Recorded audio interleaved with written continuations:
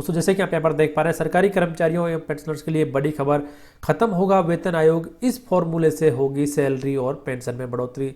सरकार ने इजाद किया नया फॉर्मूला। जी हाँ दोस्तों, क्या है ये पूरी खबर जानने के लिए बने रहें आप इस वीडियो से, वीडियो को पूरा देखें। दोस्तों 7वें वेतन आयोग के तहत सैलरी बढ़ाने के लिए लगातार सरकार से बातचीत कर रहे कर्मचारियों के लिए एक चौंकाने वाली खबर है।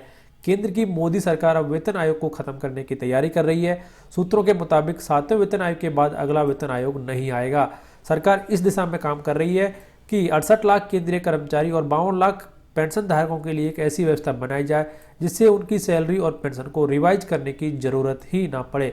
इसके लिए सरकार ने 2 नए फॉर्मूले इजाद किए हैं और सरकार उन पर विचार कर रही है। तो यहाँ पर 2 फॉर्मूलों पर हो रहा है विचार। केंद्रीय कर्मचारियों की सैलरी और दूसरे भत्तों को तय करने के लिए वेतन आयोग शायद दोबारा सिफारिशें नहीं दे पाएगा।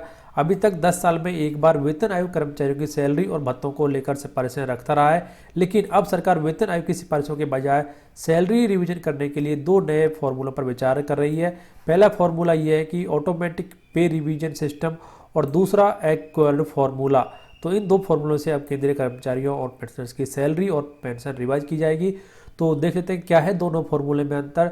तो सूत्रों के मुताबिक ऑटोमेटिक पे रिवीजन सिस्टम के तहत एक ऐसी व्यवस्था तैयार की जाएगी जिसमें 50% से ज़्यादा डीए होने पर सैलरी खुद ब खुद रिवाइज हो जाए। वहीं एक्वायर्ड फॉर्मूले में केंद्रीय कर्मचारियों की सैलरी महंगाई की स्थिति और उनके परफॉर्मेंस से जोड़ी जाएगी।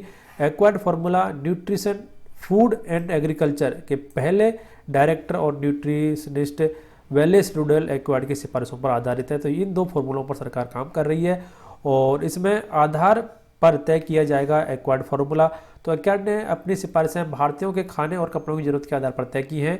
उन्होंने इस बात पर विचार किया है कि कमोडिटी की बदलती कीमतें किस तरह से आम आदमी को प्रभावित करती हैं।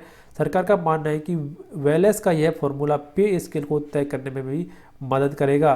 तो यहाँ पर 7वें वेतन आयोग के तहत सरकारी कर्मचारियों की जो न्यूनतम सैलरी है उसे 7,000 से बढ़ाकर 18,000 रुपये किया गया था और अपनी सिफारिशों में 7वें वेतन आयोग ने यह भी कहा था कि सरकार को सिर्फ 10 साल में एक बार नहीं बल्कि समय समय पर कर्मचारियों की सैलरी रिवाइज करनी चाहिए। तो इसी की वजह से सरकार यहाँ पर इन 2 नए फॉर्मूलों पर काम कर रही है और जल्दी ही सरकार ये निर्णय करेगी कि आगे आने वाले समय में सरकारी कर्मचारियों को वेतन आयोग दिया जाए या नहीं दिया जाए, या फिर इन्हीं किन्हीं दोनों फॉर्मूलों में से एक फॉर्मूले के आधार पर सरकारी कर्मचारियों की सैलरी और पेंशन फिक्स की जाए।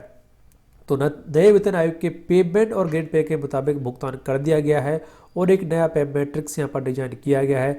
अगर केंद्र सरकार सभी कर्मचारियों को के लिए जो सिफारिशें की गई है उनको मान लेती है तो केंद्रीय कर्मचारियों की सैलरी और पेंशन को महंगाई इंडेक्स में जोड़ दिया जाएगा। अगर ऐसा सच में होता है तो कर्मचारियों की सैलरी रिवीजन सिस्टम काफ़ी मुश्किल हो जाएगा, क्योंकि यहाँ पर जो महंगाई जैसे ही बढ़ेगी उसे आपकी बेसिक सैलरी में मर्ज कर दिया जाएगा।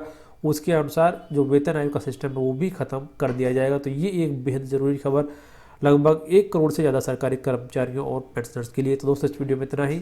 वीडियो को लाइक करें, कोई कमेंट हो तो कमेंट जरूर लिखें इस वीडियो के कमेंट बॉक्स में। धन्यवाद।